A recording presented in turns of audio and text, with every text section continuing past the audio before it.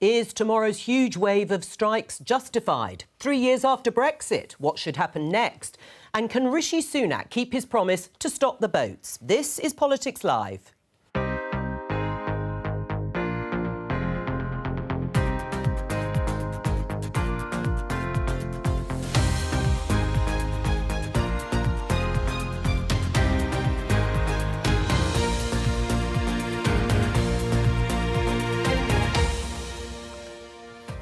Joining me today, Conservative MP Craig McKinley, Labour's Kim Leadbeater, academic and journalist Dalia Gebrial and Camilla Tominey from the Daily Telegraph. On the programme. We sincerely regret the disruption on Wednesday, but we are doing it to try and get the government to invest in our children's education. They have chosen to have this strike, obviously in conjunction with many others, but it isn't a last resort and we are still in discussions. Teachers in England and Wales will go on strike tomorrow. Should MPs join them on the picket line? There is no halfway house. When there's a strike on, you're either in support or you're against it. The former Labour leader Jeremy Corbyn will join me on the programme shortly.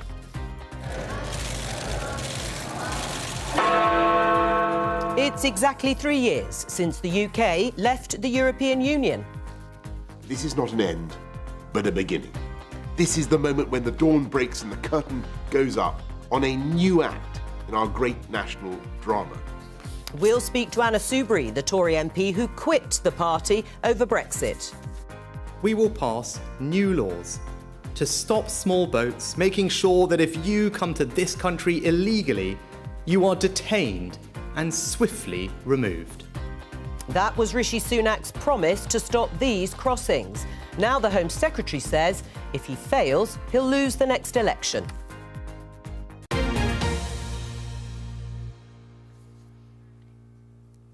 Let's start with the International Monetary Fund, which has released its latest economic forecasts overnight. Important financial institution, an organisation with 189 member countries.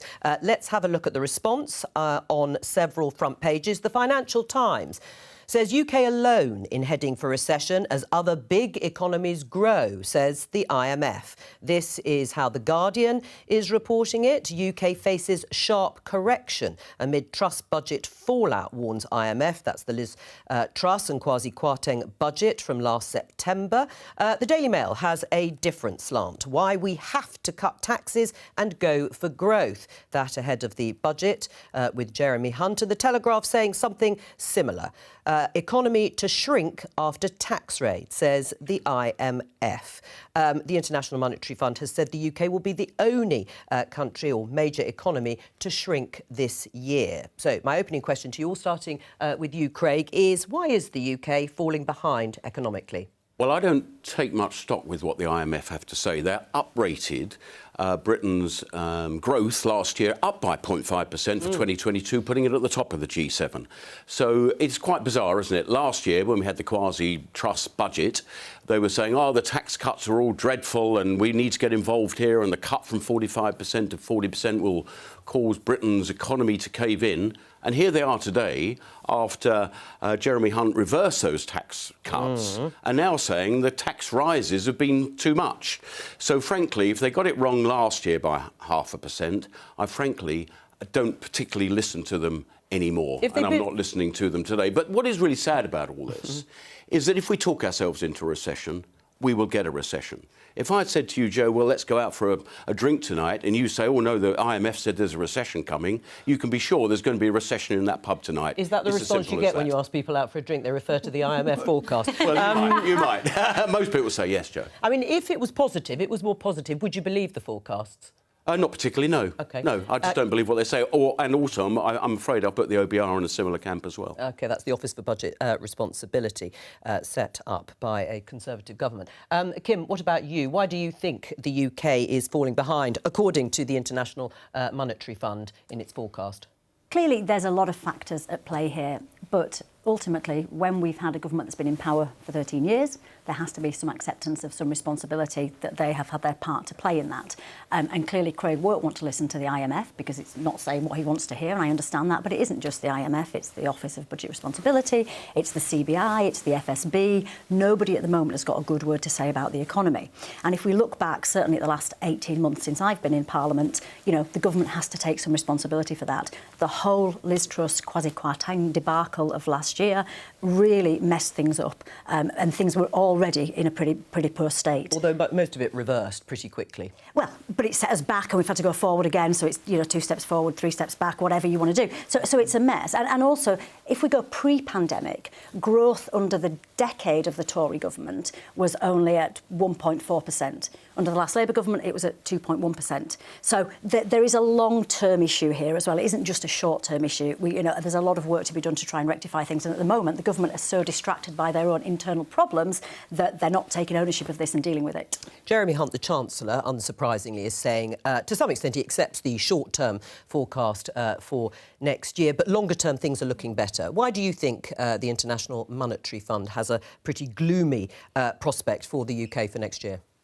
Well, I mean, I don't, myself and I think people at home, I don't think they need an IMF report to tell them that something is deeply wrong. You know, inequality has increased by the biggest rates in history over the past year or so. Food prices are up by 16%. 1 in 5 people are eating smaller meals because they can't afford to eat properly. That's not the markers of a developed and, you know, good economy.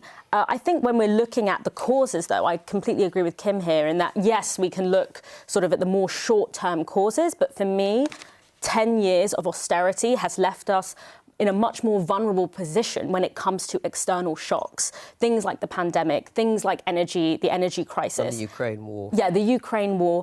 Having a broken public service system has made us less able to protect ourselves and to protect working class people when those external shocks happen. Dahlia raises the issue of inflation and higher prices. The government would argue, Camilla, that it's focusing all its efforts on trying to reduce inflation. The Telegraph, your paper, saying there should be tax cuts coming along.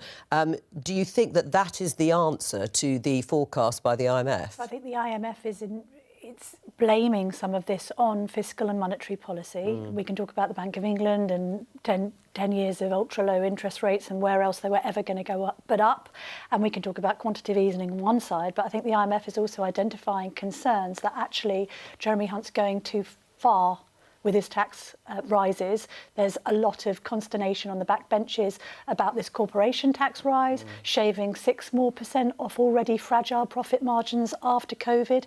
When you say about this period of austerity, part of the problem here has been that the COVID period was anti-austerity. It was huge amounts of government funding being given to businesses and others in furlough in order to keep the country afloat.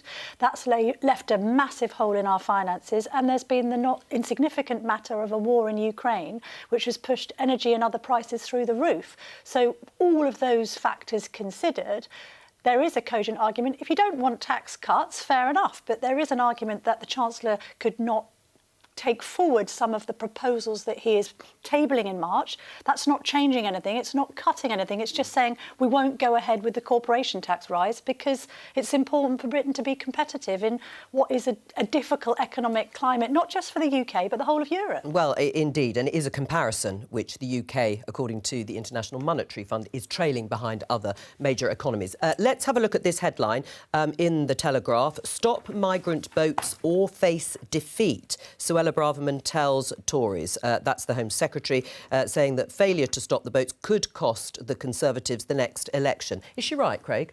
It's a really big issue, there's no doubt about it. I'm a coastal MP in Ramsgate, is one of the main ports that we have, and we have, depending on the tides, we've had boats landing on the beaches. So this is a very big issue. We cannot possibly have 46,000 irregular entries on an annual basis. Thankfully, only January, about 1,000 this year. We've got a Not lot of dissimilar problems to last year. internally. A lot of problems internally. We have a pull factor in the UK, which I think we can do lots about. You've got delays in the administration period of whether you're going to have a yes, a yes at the end of the process or not, of about a year. That is internationally very long. I still think we have an underground economy going on, which can be a pull factor. And do you know what one of the biggest ones is, of course?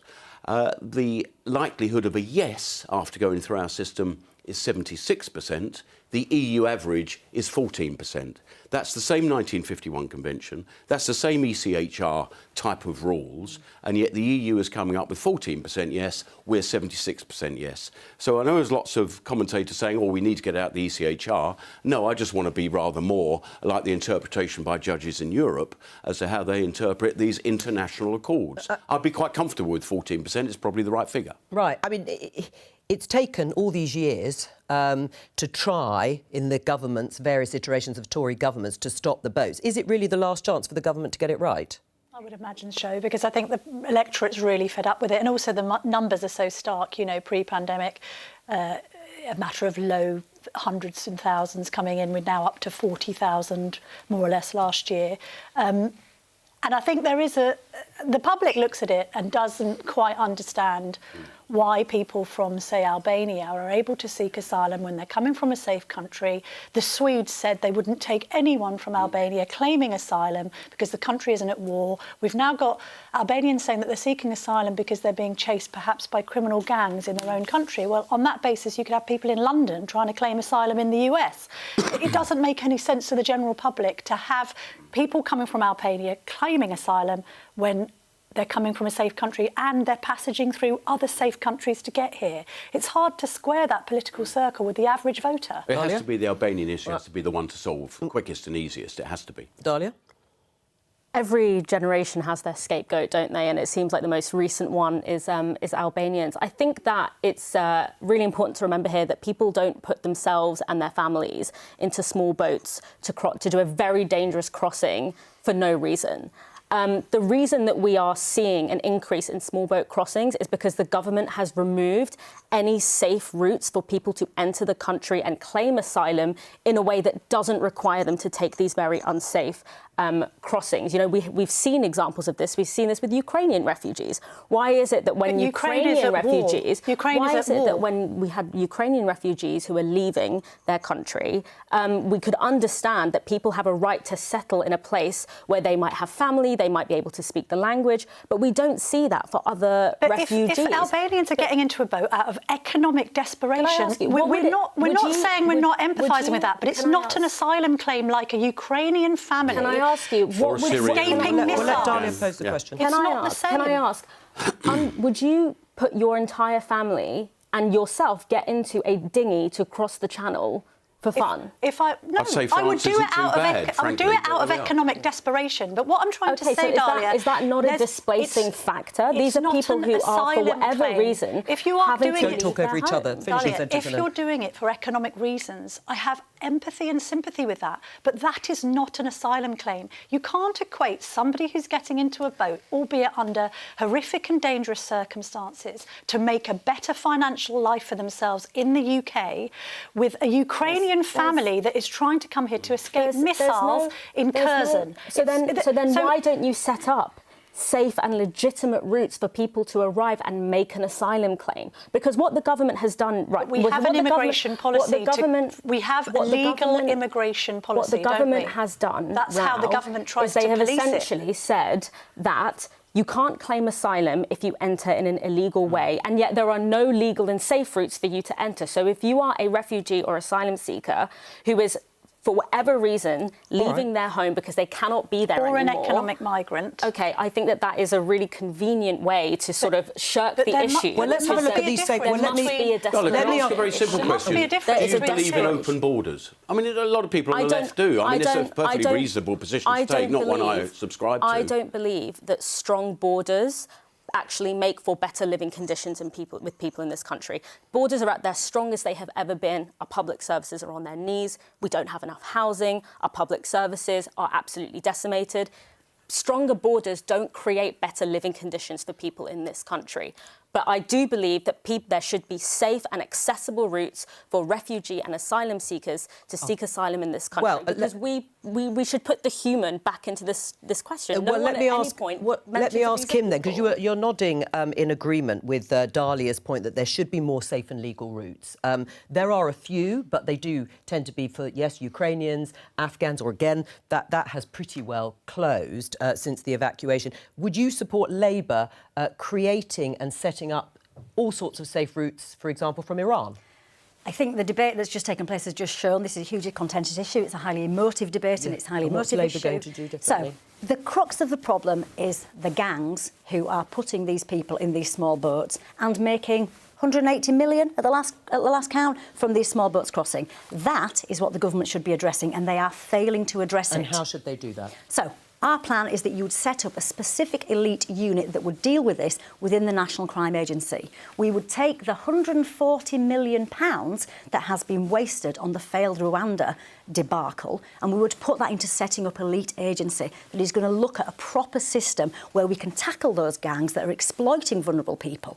We also need to be looking at speeding up the asylum claim process. It takes weeks, months. We've got people sat in hotels. It's not good for them. It's not good for the communities that they've been put amongst. So that system has to improve.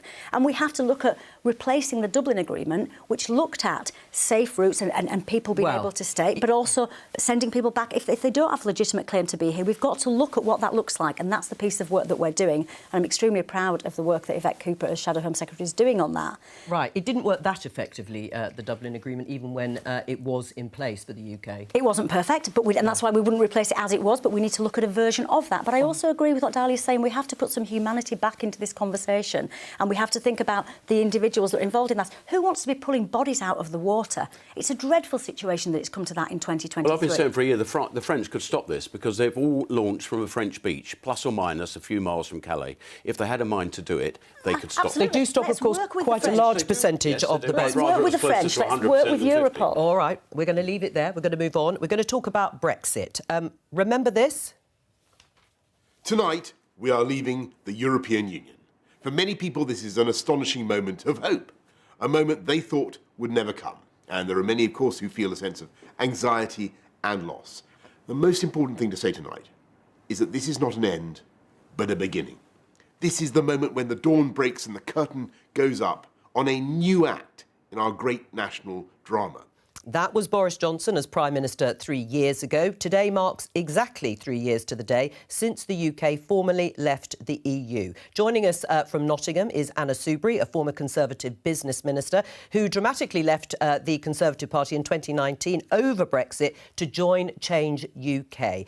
Welcome to you. She now practices as a barrister. 3 years on, Anna, what should happen? What should the UK do now? Well, I think we've got to be honest about where we are. And I think we have to accept that there were, well, actually millions of people who voted in all good faith that Brexit would bring certain benefits. That's what they were promised by the leaders of the Leave campaign. And I think we're all struggling to find a single benefit that Brexit has actually brought us. And in fact, the reality of it is, and I heard part of your conversation earlier, and you can't escape the evidence. Let's deal with evidence and facts. The evidence shows that Brexit is actually damaging our economy.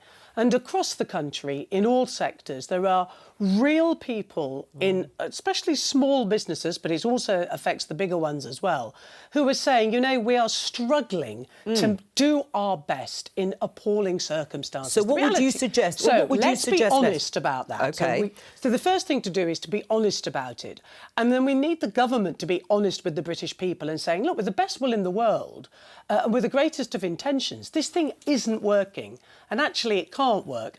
But we can do things immediately for certain sectors which will alleviate the harm that Brexit is doing and help those businesses. And what would that be? Oh, well, there are lots of rules and regulations at the moment, or things, and we always knew that the Brexit agreement was never done. It would always have some fine-tuning, but, I mean, you can look at veterinary checks as one example, and if you speak to food and drink, who are really struggling out of the single market in particular, there are certain things that you can do to make things better for them. That's short-term. And then in the medium term, you know, we want a government that's just going to fess up to the British people and say, maybe we should be going back into the single market, into a customs union. They're not the silver bullets, but they're certainly better than where we are now. All right, well, that's being clear. Upfront with people about it and why it's... And that's what people have got to do. Honest and put the country first. All right, and you've said sort of long-term single market and customs union rejoining. What do you think should happen next, Craig? Well, I didn't actually say that. I said let's have a conversation about why that could be a medium-term solution. Let's have that honest debate. All right, Craig? Well, Anna and I have always been on different sides of the fence on this one. I always recall with great fondness, Anna, when we were both in the same lobby at Meaningful Vote 3. And I think we had a cuddle. And we realised one of us was in the wrong place because we were both in the same lobby, which was rather odd. He's Craig. He's a good man. But let's look. £20 billion a year. We're not giving into the EU budget anymore. You had the COVID recovery fund across the EU of 807 billion euros. We would have been on the thick end of paying a lot of that in, as we've always been a net contributor. We've managed to loosen some of the VAT rules. We've taken VAT off of energy-saving products on female sanitary products. All of that not allowed.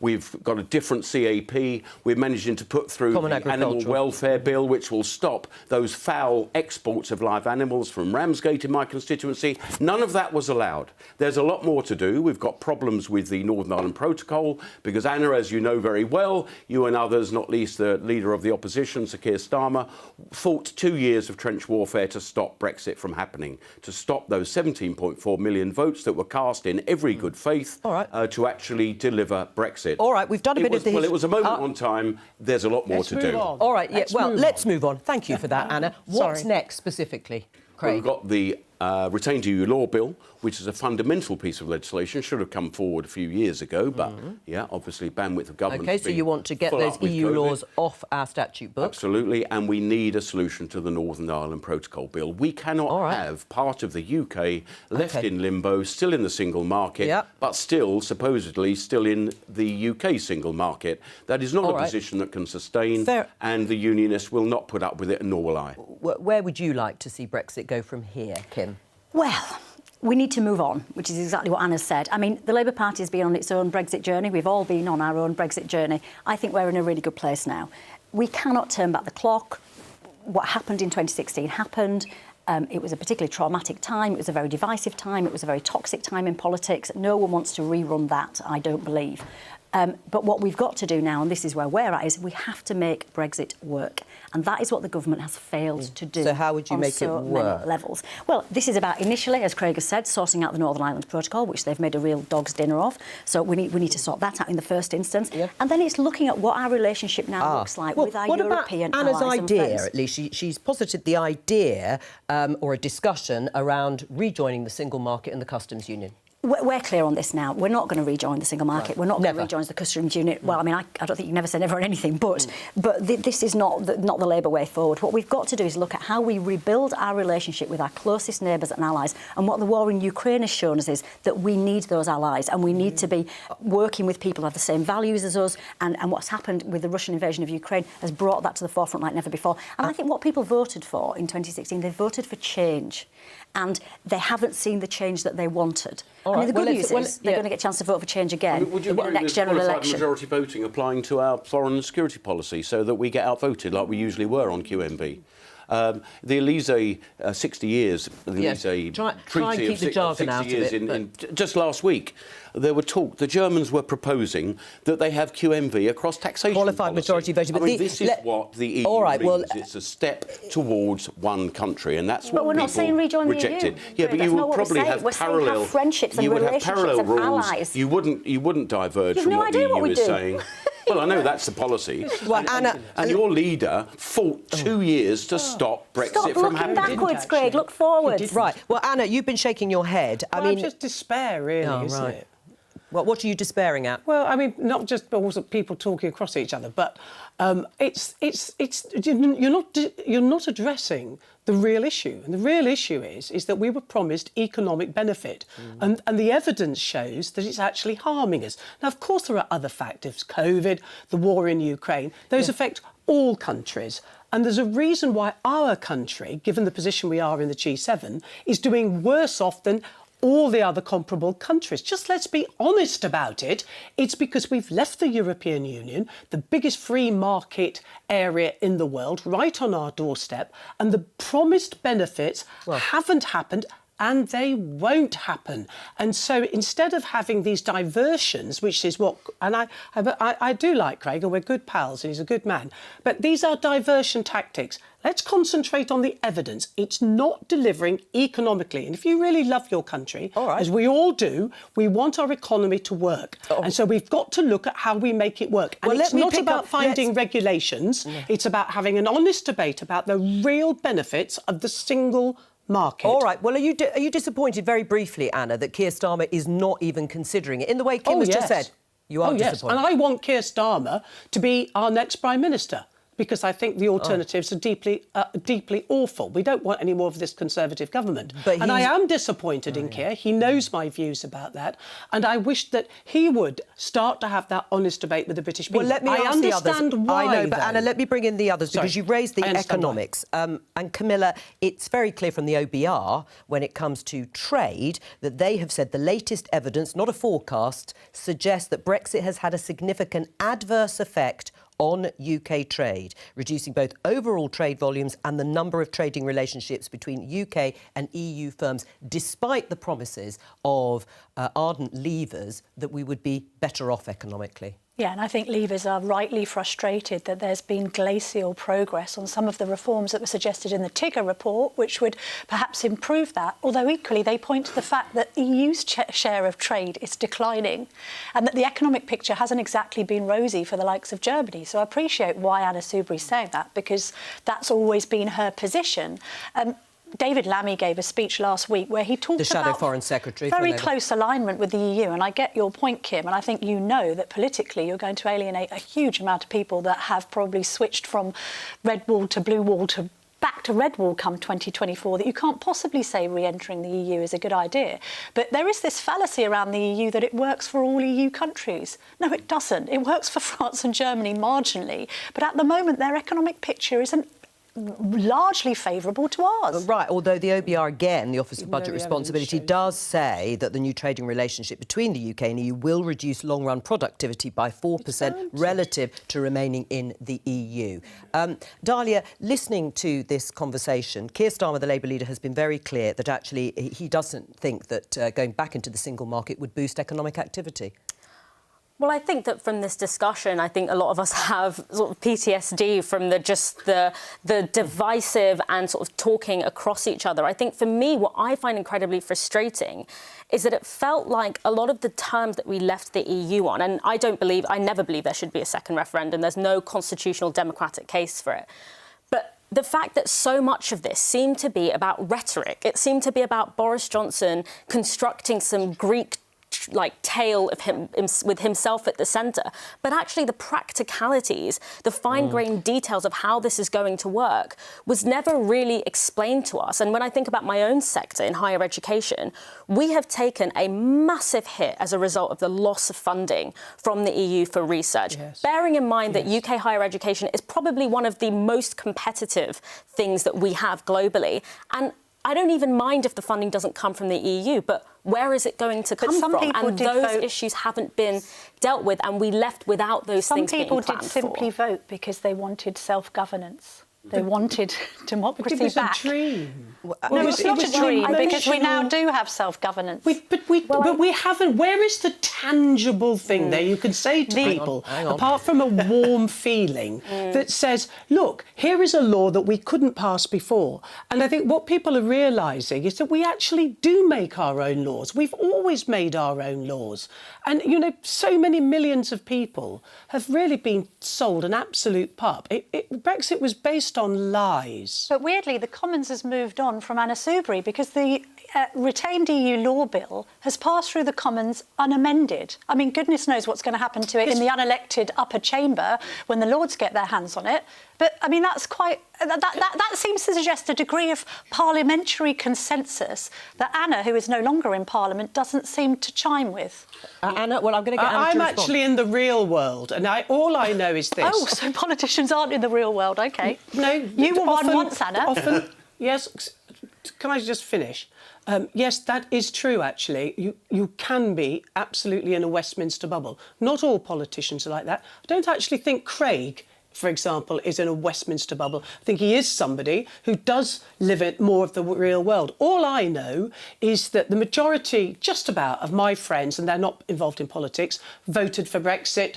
About 48% of my friends voted to remain. The things that's really striking, as I live in this more of the real world, actually I always thought I did, but is the number of people who are now saying, I voted for Brexit in good faith and I made a mistake because it's not delivered on those promises. I was let down, I was sold a pup. And that is a genuine, and we see it reflected in the opinion polls, genuinely people are realising that they were either told fibs, lies, doesn't matter how you put it, but it's not delivered on its promises. All right, well, let me put that to people are Craig. not being held to account on that. Well, let me put it to Craig that it was a dream. It was a dream. It may have been, intentionally good, the promises that were made, but at practical level, you mentioned the Northern Ireland Protocol, permanent arrangements for industries like financial services, fishing, electric vehicle, and so on and so forth. It haven't happened. It was a dream. I mean, isn't it funny? We've fallen into the usual debate that we were having during the Brexit, but during the Brexit arguments, and that is that it's all about trade. It's not all about trade. It's very little about trade. This is about independence, self-governance, what most nations in the world have been striving for and go through hell and back to achieve. We've achieved that. We have the right to have free trade deals around the world. There is no way at all we would be discussing with CPTPP, the Trans-Pacific Partnership, if we were part of the EU. Would we have a chance of an Indian free trade deal part of the EU? Probably not. Would we have a deep Australian and New Zealand trade deal if we're part of the EU? No, we wouldn't, because we now have the right to do these things. Do you know what's most important? I want my electors to either get rid of me or retain me, knowing that I now have their power in my hand in that place to do things, not to be told by Brussels, sorry, you've been outvoted on QMV. Do you know there's been 7,400 new rules and laws come out of Brussels since we left? Some of them might be good. Some of them might be good. Well, it might be. Yes, exactly. Well, we can hate them if we want to. Happy them. Yeah, all right, Anna, you come back. Can I just say something? I was a government minister, notably in health and business, because in the 2010 manifesto we had promised to reduce regulation and we set really tough targets. And as politicians and the civil service, we worked in the most extraordinary way, looking for regulations to get rid of, to bring economic benefits. The harsh, cold reality of it is, when you look and do those deep dives, the reality is there are hardly any regulations that we would get rid of. And that's why this government, since 2016, has struggled to find any of those regulations to get rid of. And we still haven't seen those benefits. That's the reality. All right. Just let's be honest about it. All right. Well, Kim, you heard Anna say she's disappointed in Keir Starmer and the Labour Party not looking at the idea of rejoining the single market. What's your response? Try and persuade Anna that it's not worthwhile. So, first of all, I'll go on the record saying I am not living in the Westminster bubble. I spend most of my time in Yorkshire. You don't either. Thank you, Anna. Don't either, darling. And listen to what's going on in the real world with real people. And I think what they've seen since the whole Get Brexit Done strapline was that nothing's changed for the positive in their lives. So that's what matters to me, is what is going on with my constituents. And they haven't seen any positive impacts of Brexit, whether that's, as you say, on small businesses or whether, anything else for that matter. So that's the reality on the ground. But equally, you cannot judge people for how they voted in the Brexit referendum. They voted on the information that they had available to them. I remember sitting down and speaking to my sister about it and saying, OK, what's the score? Because I was just a normal person then in the real world. And she talked about businesses, she talked about the economy. There isn't, and the fears that she had around that. And there isn't one economist who is now saying Brexit has gone well. We're going to have to end this in a moment. Camilla? Just a quick one on the regrets, because I agree with Anna that there are some leavers who are having regrets, but that's not the same as suddenly becoming a rejoiner. No. Most Remainers will say, well, I think most people we want to go back in and then be a part of Schengen and then be a part of yet more You don't listen to contributions. You make stuff up and you should be held to account for the fibs you've told to people about the benefits of Brexit. I just said no, Anna, because there is some polling. I never said rejoin. Who said rejoin? But you were talking about going back into the single market and the customs union. And I said let's have an honest conversation about it. And I'm having an honest conversation by saying saying that just because some people express regrets because they're frustrated with the government and its glacial speed at which it has instigated some of the so-called Brexit benefits, when you actually poll them, and Matt Goodwin, Professor of Politics at the University of Kent, has done a lot of work on this, people who have regrets, who are then asked, would you like to rejoin the single market and the customs union, say, no, we don't. And on that, we've had a proper debate about what the single market is what the and the benefits says. of it. And the benefits of it. Like the good old Everyone have an honest debate. I'm not going to let it become the good old. Anna Soubry, thank you very much for joining us today for this, hopefully, honest debate. We're going to talk about strikes. This headline in The Guardian, teachers strike in England and Wales to go ahead after talks fail. Now, tomorrow is going to see the biggest industrial action in over a decade, as hundreds of thousands of workers, including teachers, university staff, train drivers, civil servants, plan to walk out. Let's talk to the former Labour leader and independent MP Jeremy Corbyn, who held a rally last night in support of the striking workers.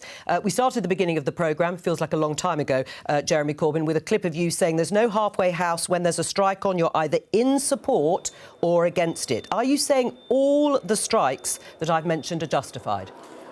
They're all a result of proper balloting procedures within the unions. They're all as a result of very long negotiations that have finally broken down with the employers and with the government. And so those workers have decided, albeit reluctantly, they have to take strike action in order to win something decent in terms of pay and of conditions. And so I do think all of those strikes are justified. And I indeed will be joining teachers in my constituency tomorrow morning who are taking strike action because they've had enough. Yeah, OK. Well, Labour's position, as you know, is different. On Sunday, the shadow frontbencher, Shadow Education Secretary Bridget Phillipson, said that she did understand to some extent why people were going on strike, but she wasn't going to join the strike. She wants to be the next Education Secretary and sit round a table and reach a settlement. What's wrong with that approach?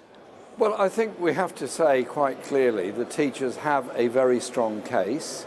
They are grossly overworked and they have lost a lot in pay, and many young teachers are leaving the profession. I think we should be there with them. And you know what, when you go to a picket line or a demonstration of teachers or ambulance workers or any other group, you actually learn a lot. You learn a lot about their lives and their working conditions and the stress that they go through. And so I don't see it as impossible to go on a picket line and then become a minister who's going to negotiate for better conditions in the future. You'd like to see Keir Starmer and the Shadow Cabinet on the picket line? I would like them to show open support for those that are taking this action. And that is indeed what the vast majority of Labour members and supporters want. Well, and indeed, these strikes are actually quite well supported by the public, which hasn't always been the case in the past. There is public support, as you say, certainly for nurses and teachers. I mean, interestingly, the General Secretary of the Trades Union Congress, Paul Novak, doesn't agree with you that Labour frontbenchers need to be seen on the picket line. He's more concerned about them challenging the government's minimum service levels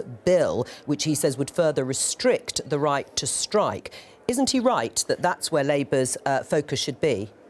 Well, I don't think it's impossible to do both, actually, because last night we all voted against this services bill. It was an appalling piece of legislation which I hope gets cut apart in the House of Lords, but it is, of course, against the provisions of the ILO Convention, the International Labour Organization Convention as well. So you can oppose that and support the industrial action that's being taken. Kim Leadbeater is here in the studio. Have you been convinced by Jeremy Corbyn? Will you join a picket line? I've got absolutely no problem with backbench Labour politicians joining picket lines and showing support and solidarity, but I totally understand why Keir and our frontbench is saying, look, we need to be in Parliament coming up with our education policies and making sure that the voices of teachers and nurses and doctors and firefighters are heard in Parliament. And that's where I was last night, voting against, as Jeremy has quite rightly said, this dreadful piece of legislation. Right. But Jeremy Corbyn would like to see the Shadow Cabinet and Keir Starmer on the picket line, and openly supporting. Entitled to his opinion. But he's wrong. But I disagree with him in this context. I think it's right that the Labour frontbench are in Parliament. And will you be on one tomorrow? If I get invited to go on a picket line or as a picket line in my constituency... You can make up your own mind, can't you? Do you want to join teachers perhaps on the picket line, or university staff, or whoever is... I'm very happy to do that. But equally, what Jeremy was saying, I think this is a really important point, is we all go into schools every week in our constituencies. We know the stresses and the crisis that our education system is under. We've got a retention and recruitment crisis in teaching. We've got a retention and recruitment crisis in nursing. We don't need to go on a picket line to know how bad things are, because it's in our inbox every single day. Are they justified, the strikes, Camilla? Well, I think that parents and the general public will see a quest for more pay for teachers as justified. I think, again, it's a question of numbers, right? There are people who are looking at a claim by nurses of 19% and thinking that that's unrealistic in the current economic climate, even while they've got huge sympathy with the fact that there is a general perception that public sector workers who are on the front line of teaching and our hospitals and our NHS are underpaid. But how do you go from, I think, the offer of 5 to 8% to what some unions are asking for, which is double figures? But you've got to listen and you've got to negotiate, and that's what the government are just not doing. They're not listening to this workforce that got us through the hardest of times, got us through the pandemic. Get round the table, that's your job. That's what you're meant to do as the government, and they're just not doing it. They're deaf to the people that need to be supported. Well, are the strikes justified, and should the pay demands be met? I don't think strikes are ever justified. I'm thinking about the whole of London, the whole of South East, the whole of the country tomorrow, people trying to get to work, to do what they want to do, to, you know, earn money and pay for their family, and they will be stopped from doing so tomorrow, and they will wonder why. So there's certain levels of strikers that I don't think get much sympathy, and train striking certainly doesn't. And I did make some quite, well, not even outspoken for me, you can imagine, about the Royal Mail strike. Do they not realise that because the service was so poor before Christmas, myself and others, I expect maybe some around this table, decided not to send the Christmas cards because it was a waste of time. There are businesses who've decided to find another route of getting their deliveries outside of Royal Mail. They won't be going back. And so that strike will cause probably redundancies in Royal Mail. Of course, we've all got sympathy for nurses and for teachers. But I want to ask Labour is, what is the right figure? Is it 19%? And will you pay the same next year? It's not as if we're running a budget. It's not as if we're running Labour, but I'll ask Jeremy Corbyn in a moment. A serious budget. Are they justified, these strikes, Dahlia? I say thank God for strikes, because our public services are on their knees after 10 years of austerity. Anyone who's tried to get an ambulance, anyone who's got a kid in school knows that we are in a dire crisis, and this government doesn't believe in a public sector, doesn't believe in a thriving public sector. So thank God workers on the ground who know what needs to happen have that tool that they can use to leverage power to get the changes that we need. Right. As a member of the public who uses the public sector, thank God for strikes. Well, hang on. Spending more on the NHS than's ever been spent in its history, and a lot more than Labour that is ever a deceptive statistic. The growth in funding in the NHS has massively declined, and that is true. Jeremy Corbyn, how would you pay? How would you pay for the sort of pay demands ranging from anything from 10% to 19%? Well, all these demands are actually for inflation-level pay rises. Right, well, how would you pay? Wait a minute, food prices are going up 15%. Sure. Inflation is running at 10%. But how would you pay for There's been 12 years of cuts in wages. Yeah. All they're asking for is an inflation-level increase. And, of course, it's got to be paid for through general taxation. If you want the services, you want to keep teachers, you want to keep nurses, you want to keep firefighters, you want to keep postal workers, you've got to pay them properly. Right, what do you make of Keir Starmer ruling... High taxes are depressing the economy. I mean, which one do you fancy? Right, Jeremy Inflation Corbyn... is not caused by pay rises. Inflation has been caused by excessive profit-taking, grotesque levels of inequality in our society, and tax evasion and tax avoidance. Right, Jeremy Corbyn, Keir Starmer has, according to the newspapers, ruled out a wealth tax. What do you make of that? Well, I do think we need to have a tax on wealth, and I'm surprised that he's done that, because the levels of growth in wealth during the COVID crisis and since then have been absolutely enormous. A wealth tax would go a long way towards helping to meet the catching up demands. That's what they are, the catching up demands of mainly public sector workers. All right. How's your campaign to get back into the Labour Party going? Listen, I'm a member of the Labour Party. I've been a member of the Labour Party since I was 16, and I remain a member of the Labour Party, and I work with my colleagues locally. And right. I do think that that should be recognised. Right, so Keir Starmer says there's no way back for you, paraphrasing, but he pretty well says the door has closed on you coming back as a Labour MP. Will you stand as an independent in the next general election in Islington North? I think the Labour Party should reflect on this, and that I have been elected as a Labour Member of Parliament. I serve my constituents as a Labour Member of Parliament, and I think I should be returned to the Parliamentary Labour Party. If you I serve the people of Islington North, but I'm not answering any more hypothetical questions. OK, well, on that clear note, thank you very much from all of us. Goodbye.